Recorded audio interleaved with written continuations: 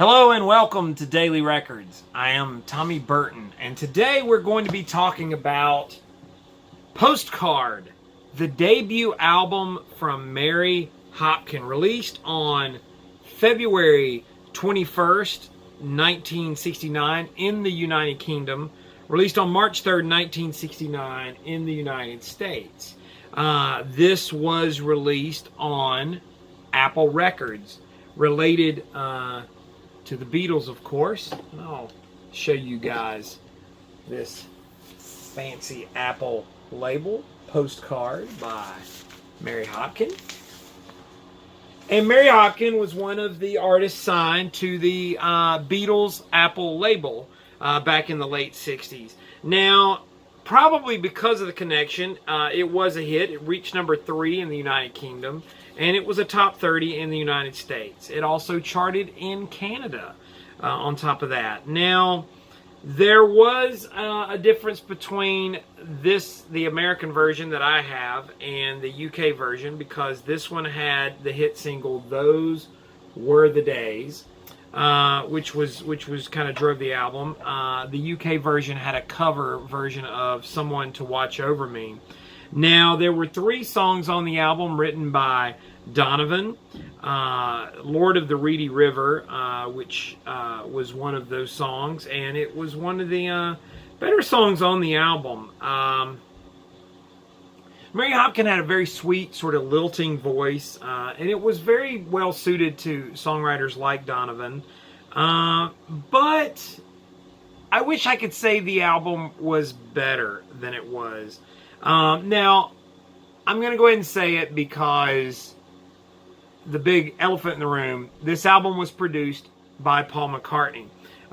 So the connection to Apple, the connection to Sir Paul, or Paul at the time, that was kind of the thing that drove it. But the songs themselves, they tend to just kind of be really kind of full, and they're a little bit lengthy. They're just not fantastic songs to me. Now, another problem with the album, in my opinion, is that there's a lot of these sort of pre-rock and roll songs. "Those Were the Days" is very charming, but a lot of the songs are all these sort of, like I said, sort of pre-rock kind of standards, if you will. And I think Mary Hopkin was more of a folk singer, and probably should have done that. Not as good as you would hope. You would think a late '60s Apple record produced by Paul McCartney would be absolutely brilliant, but unfortunately, it was not. It's I would even go so far as say it's probably below average. McCartney's an able producer. I think the production is fine for what the album's doing. Now, there was like I said, for what it is, it should be a much better album, I would think, than what it is. Now, it does have, in addition to